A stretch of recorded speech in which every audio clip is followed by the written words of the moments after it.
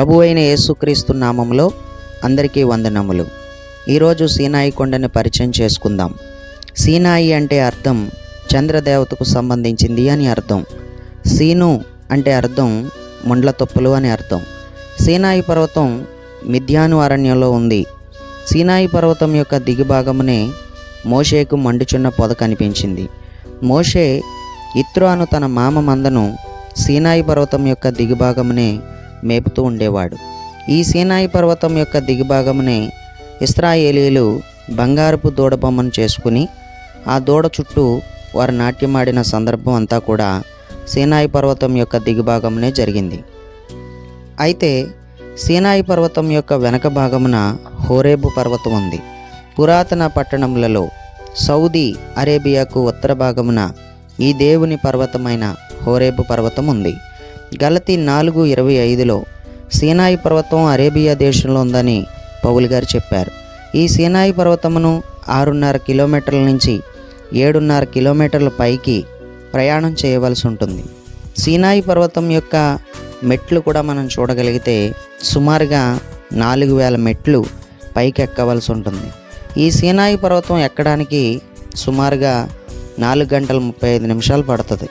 ఇంకా ఈ సీనాయి కొండని మనం అడుగుల లెక్కల్లో కనుక చూస్తే ఈ సీనాయి కొండ 7,497 అడుగుల ఎత్తులో ఉంటుంది.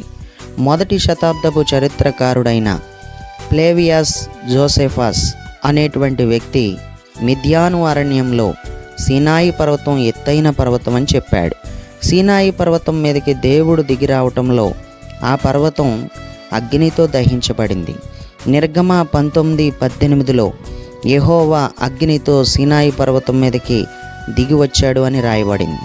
దేవుడు అగ్నితో దిగి రావడంలో ఆ కొండంతా కూడా కాల్చబడిన ఇటుకలాగా ఎర్రగా మారిపోయినట్టు మనం చూస్తాం. సీనాయి పర్వతం 7-8 కొండలను కలిగినటువంటి పర్వతంగా ఈ పర్వతం ఉంటుంది. ఐగుప్తు దేశం నుంచి ఇశ్రాయేలీలు 550 కిలోమీటర్ల ప్రయాణం చేసుకుంటూ వచ్చినప్పుడు ఇశ్రాయేలీలకి మరి సీనాయి పర్వతం కనిపిస్తుంది. ఈ సీనాయి పర్వతం మీదకి దైవజనుడైన మోషే 7 లేక 8 సార్లు ఎక్కాడు. చాలామంది 1 సారో 2 సార్లు ఎక్కాడు అని అనుకుంటారు. కానీ దైవజనుడైన మోషే 7 లేక 8 సార్లు ఎక్కినట్టు బైబిల్లో ఆధారాలు ఉన్నాయి. ఆయన ఒకసారి కొండ మీదకి వెళ్ళినప్పుడు దేవుడు అహరోనుని, నాదాబుని, అబీహుని, ఇశ్రాయేలీల 70 మంది పెద్దల్ని కూడా తీసుకురామని చెప్తాడు. అంతేకాకుండా ఈ సీనాయి పర్వతం మీదకి హూరు కూడా ఎక్కుతాడు. అంతేకాకుండా ఈ యెహోషువ కూడా ఈ సీనాయి పర్వతం మీదకి ఎక్కిన సందర్భాలు మనకు కనబడతాయి. ఈ సీనాయి పర్వతం మీదకి 7 లేక 8 సార్లు ఎక్కినప్పుడు దైవజనుడైన మోషే ఆ 7 లేక 8 సార్లు ఎక్కిన సందర్భాల్లో 2 సార్లు తను ఉపవాసాలతో కూడా వెళ్ళి దేవునితో గడిపిన సందర్భాలు మనకు కనబడతాయి. అయితే ఆ సీనాయి పర్వతం మీద ఏం జరిగింది? సీనాయి పర్వతం మీద దేవుడు ఎలాంటి ప్రత్యక్షతలు ఇచ్చాడు?